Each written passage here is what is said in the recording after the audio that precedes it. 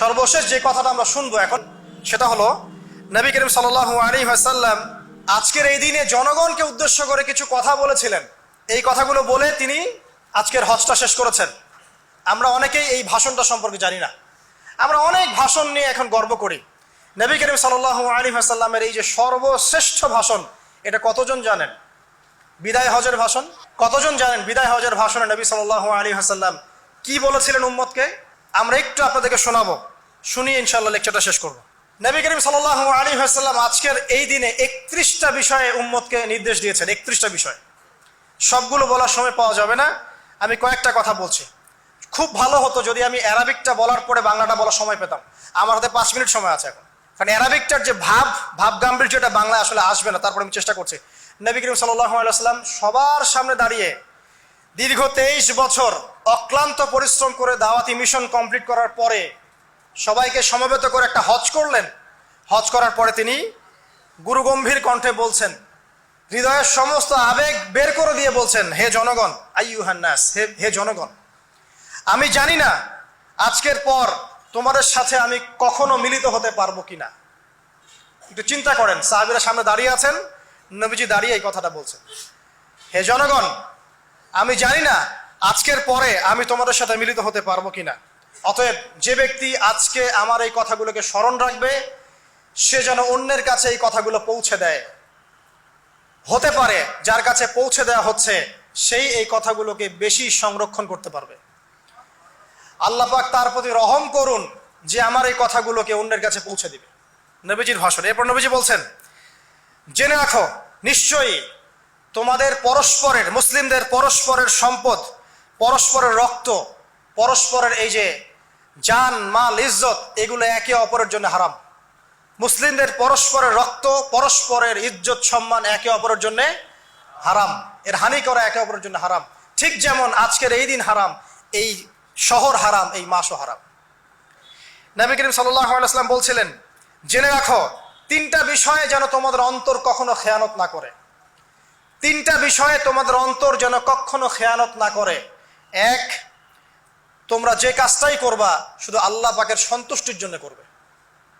তোমরা যে কাজই করবে শুধু আল্লাহর সন্তুষ্টির জন্য করবে। তোমাদের শাসক বর্গের কল্যাণ কামনা করবে। তোমাদের শাসক বর্গের কল্যাণ কামনা করবে। 3 নাম্বার, মুসলিমদের জামাতকে আঁকড়ে ধরে রাখবে। মুসলিমদের ইউনাইটেড কমিউনিটিকে আঁকড়ে ধরে থাকবে। এই 3টা বিষয় পালনের ক্ষেত্রে তোমাদের অন্তর যেন খেয়ানত না করে। এদিন সূর্য ঢলে যাওয়ার পরে নবী সাল্লাল্লাহু আলাইহি ওয়াসাল্লাম আরো বললেন, শুনে রাখো হে মানব জাতি, এটা ভালো করে শোনেন, শুনে রাখো হে মানব জাতি, নিশ্চয়ই আমি মুহাম্মদ সাল্লাল্লাহু আলাইহি ওয়াসাল্লাম জাহেলি যুগের যত কুপ্রথা আছে সমস্ত কুপ্রথাকে আমার পায়ের তলে পিষ্ট করে গেলাম। জাহেলি যুগে কি ছিল ভাই? শিরিক ছিল, সুদ ছিল, মাদক ছিল, নারীর অবমাননা ছিল, কন্যা সন্তানকে দাফন করা হতো, রক্তক্ষয়ী, হানাহানি, মারামারি, কাটাকাটি ছিল। এগুলো সবকিছুকে আমি আমার পায়ের তলে দাফন করে গেলাম। এটা কি দাফন হয়েছে? তিনি বলছেন, নিশ্চয়ই আমি জাহেলি যুগের সুদকে আমার পায়ে তলে পিষ্ট করে যাচ্ছি।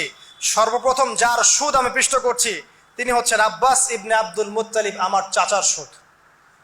নিজের পরিবার থেকে দৃষ্টান্ত স্থাপন করলেন। তিনি আরো বললেন, হে উপস্থিত জনগণ, তোমরা মেয়েদের ব্যাপারে সতর্ক থাকবে এবং তোমাদের স্ত্রীদের ব্যাপারে সতর্ক থাকবে, তাদের হকের ব্যাপারে সতর্ক থাকবে, কেননা তোমরা তাদেরকে আল্লাহর কালিমার মাধ্যমে হালাল করে নিয়েছো। অতএব তাদের ব্যাপারে তোমরা সতর্ক থাকবে। তোমাদের উপর তাদের হক হচ্ছে তোমরা যা খাবে, যা পরবে, তাদেরকেও তাই খাওয়াবে, তাই পরাবে। আর তাদের উপর তোমাদের হক হচ্ছে তারা তোমাদের বিছানায় এমন কাউকে আসতে দিবে না যাদেরকে তোমরা অপছন্দ করো। নবী করিম সাল্লাল্লাহু আলাইহি ওয়াসাল্লাম আরো বলছেন, এই দিন আইয়ুহান নাস, হে মানব জাতি, তারাকতু ফিকুম আমরাইন, জেনে রাখো আমি তোমাদের সামনে মাত্র 2টো বস্তু ছেড়ে গেলাম। কয়টা বস্তু? লাম তাদিল্লু মা তামাসসাকতুম বিহিমা, তোমরা কোনোদিন পথভ্রষ্ট হবে না যতদিন এই 2টা বস্তুকে আঁকড়ে ধরে থাকবে। কিতাব আল্লাহ, আল্লাহর কিতাব, ওয়া সুন্নতি নবীহি, এবং তার নবীর সুন্নাহ। তিনি আরো বললেন, আল মুসলিম, জেনে রাখো প্রকৃত মুসলিম সে ব্যক্তি, মান সালিমাল মুসলিমুনা মিন লিসানিহি ওয়া ইয়াদিহি, যে ব্যক্তির হাত এবং জবান থেকে অন্য মুসলিম নিরাপদ থাকে সেই ব্যক্তি হচ্ছে প্রকৃত মুসলিম। আল মুহাজির, আর প্রকৃত মুহাজির সে ব্যক্তি মান হাজারা মা নাহাল্লাহু আন, আল্লাহ পাক যা নিষেধ করেছেন সেখান থেকে যে দূরে থাকে সেই ব্যক্তি প্রকৃত মুহাজির, মানে হিজরতকারী। তিনি আরো বললেন, মনে রেখো আমি তোমাদের সবার আগে হাউজে কাউসারে চলে যাব, সুবহানাল্লাহ, এবং সেখানে আমি তোমাদের জন্য অপেক্ষা করতে থাকবো।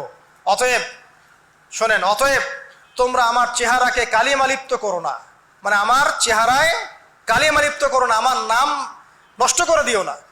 আমি তোমাদের সংখ্যাধিক্য দেখে আল্লাহর কাছে গর্ব করব, আমাকে তোমরা অপমানিত করো না। আজকে কি আমরা তার দায়িত্ব পালন করে উম্মাহ হতে পেরেছি?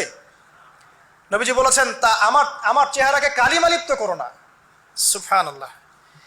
তিনি বলছেন, ওই সময় কিছু মানুষ থেকে আমি মুক্ত হয়ে যাব, আর কিছু মানুষ আমার থেকে মুক্ত হয়ে যাবে।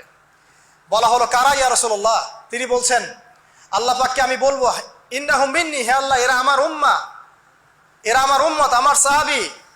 আল্লাহ পাক বলবেন, ইন্নাকা লা তাদরি মা আহদাসা বা'দাক, তুমি জানো না হে নবী, তোমার মৃত্যুর পর এই মানুষগুলো, পরবর্তী মানুষগুলো তোমার দিনের মধ্যে কত বেদাত সংযোজন করেছিল।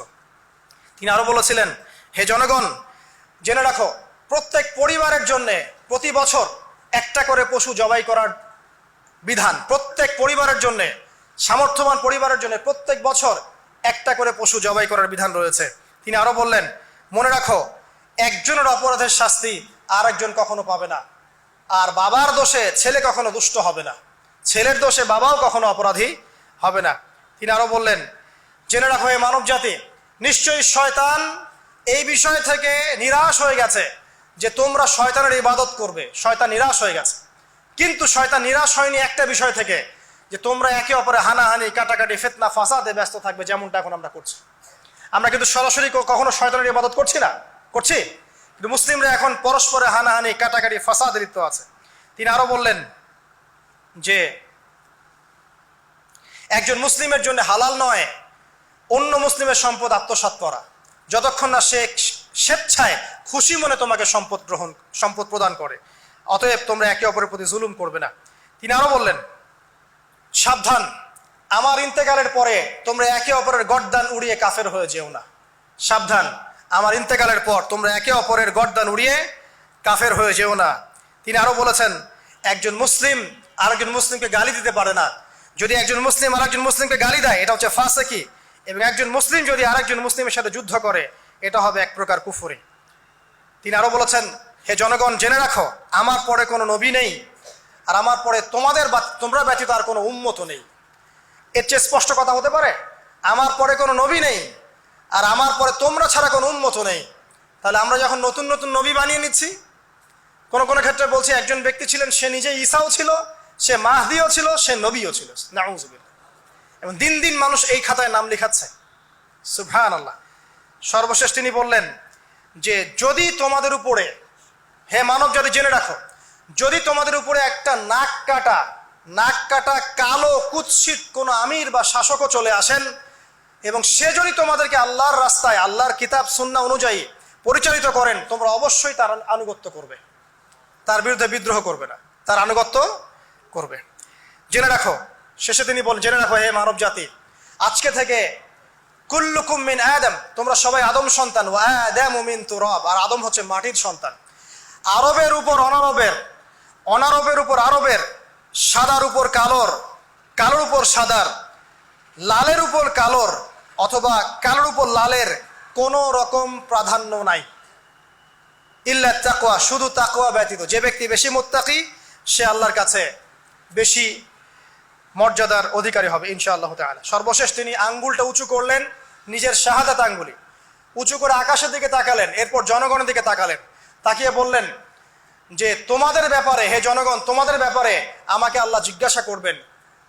ফামা আনতুম কাইলুন, তোমরা ওই সময় কি বলবে আমার সম্পর্কে?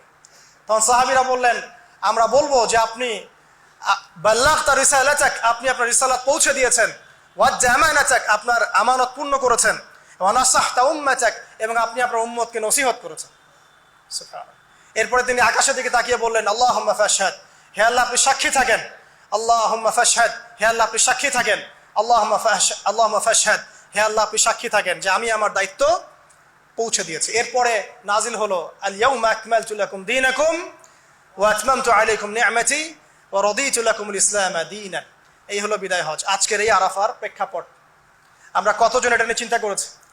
1 মিনিট একটু বলে শেষ করি। দেখেন, শেষ ওসিয়ত যেগুলো হয় মানুষের, এটা খুব হৃদয় বিদারক হয় না? বাবা ইন্তেকাল করছেন, সন্তানের জন্য ওসিয়ত করে যাচ্ছেন, মাকে দেখিস ইত্যাদি ইত্যাদি। হৃদয় বিদারক হয় না? মানুষ সারা জীবন মনে রাখে না? বাট আমরা আমাদের এই ন্যাশন, এই উম্মাহ, নবী সাল্লাল্লাহু আলাইহি সাল্লামের উম্মাহ বলে আমরা যারা দাবি করছি, আমাদের মধ্যে বেশিরভাগ মানুষ নবী সাল্লাল্লাহু আলাইহি সাল্লামের শেষ এই নসিহতগুলো ভুলে গেছি আমরা। নসিহতগুলোর মধ্যে সবচেয়ে ইম্পর্টেন্ট ছিল শিরক থেকে দূরে থাকা, সুদ থেকে দূরে থাকা, মুসলিম ভেদাভেদ না করা, শাসকের কল্যাণ কামনা করা, বিদ্রোহ না করে শাসককে উত্তম নসিহত করা। এবং আরেকটা হাদিসে তিনি বলেছিলেন 5 ওয়াক্ত সালাত আদায় করবে, সাওম পালন করবে, রমজান মাসে সাধ্যমতো সাদাকা করবে, মুসলিমদের জামাত আঁকড়ে ধরবে, ইনশাআল্লাহ হাসতে হাসতে জান্নাতে প্রবেশ করবে। আও কামা ক্বালা আলাইহিস সালাম। জাহেলি যুগের সমস্ত প্রথা ছেড়ে দেওয়া ছিল আজকের দিনের মূল মর্ম, আমরা ছাড়তে পারছি না। সুদ ছেড়ে দেওয়া ছিল মূল মর্ম, ছাড়তে পারছি না। শিরক থেকে বের হতে পারছি না। বেদাতীদের ব্যাপারে ধমক দেওয়া হয়েছে, বেদাত ছাড়তে পারছি না। খেয়াল করে দেখেন, মুসলিম হানাহানি কাটাকাটি এখনো ছাড়তে পারছি না।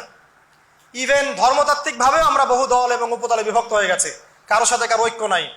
সব মিলিয়ে নবী সাল্লাল্লাহু আলাইহি ওয়াসাল্লামের শেষ ওসিয়তগুলো, কিতাব এবং সুন্নাহ আঁকড়ে ধরা, এটা আমরা সবাই আঁকড়ে ধরতে পারছি না। আজকের এই দিবসগুলো এই জন্যই আল্লাহ পাক বারবার ফিরিয়ে দেন, যাতে করে এগুলো নিয়ে আলোচনা হয়, আমরা এগুলো জানতে পারি এবং আমল করতে পারি, এই চেতনাগুলো লালন করতে পারি, নিজেরাও শিখি, পরিবারকেও শেখাই, আগামী প্রজন্মকেও শেখাই ইনশাআল্লাহ তাআলা। আশা করছি ইনশাআল্লাহ আমরা যদি নাও পারি, একসময় এমন একটা প্রজন্ম আসবে যারা নবী সাল্লাল্লাহু আলাইহি ওয়াসাল্লামের উম্মার মতো উম্মাহ হবে ইনশাআল্লাহ। অতএব প্রিয় দিনী ভাইয়েরা, আসুন আজকের দিন, জুমার দিন, আমরা এই দিন ইবাদতগুলো বাড়িয়ে দেই, আরাফা, সাওম এবং দোয়া, জিকির আজগারগুলো বাড়িয়ে দেই, একই সাথে আসন্ন কোরবানির প্রস্তুতি গ্রহণ করি। এবং আজকের দিনে, আরাফার এই দিনে হাজিদের সাথে আমরাও শরীক হয়ে আল্লাহর কাছে বলি যে আল্লাহু আকবার, আল্লাহু আকবার, লা ইলাহা ইল্লাল্লাহ, আল্লাহু আকবার, আল্লাহু আকবার, ওয়ালিল্লাহিল হামদ। এবং নবী করিম সাল্লাল্লাহু আলাইহি ওয়াসাল্লাম রেখে যাওয়া এই যে শেষ বাক্যগুলো, এগুলো সবার কাছে পৌঁছে দেই। যে ব্যক্তি পৌঁছাবে তার উপর আল্লাহ পাক রহম করবে ইনশাআল্লাহ। এবং নিজেরা আমল করার চেষ্টা করি। আল্লাহ পাক আমাদের সবাইকে নবী করিম সাল্লাল্লাহু আলাইহি ওয়াসাল্লামের আদর্শ উম্মাহ হওয়ার তৌফিক এনায়েত করুন, আমিন। আমাদের ব্যক্তি, পরিবার, সমাজ, রাষ্ট্র, শাসক সবাইকে আল্লাহ পাক হেদায়েত দান করুন, আমিন। এবং আমাদের মধ্যে আপোষে যত ইখতিলাফ, ভুল বোঝাবুঝি আছে, এগুলোকে আল্লাহ পাক নিরসন করে দিন, আল্লাহুম্মা আমিন। আকুলু কওলি হাযা আস্তাগফিরুল্লাহ লি ওয়া লাকুম ওয়া লিসাইরিল মুসলিমিন। বারাকাল্লাহু লানা ওয়া লাকুম বিলায়াতিল হাকীম। ইন্নাহু তাআলা জাওয়াদুন কারীমুন বাররাউফুর রহিম। আসসালামু আলাইকুম ওয়া রাহমাতুল্লাহি ওয়া বারাকাতুহু।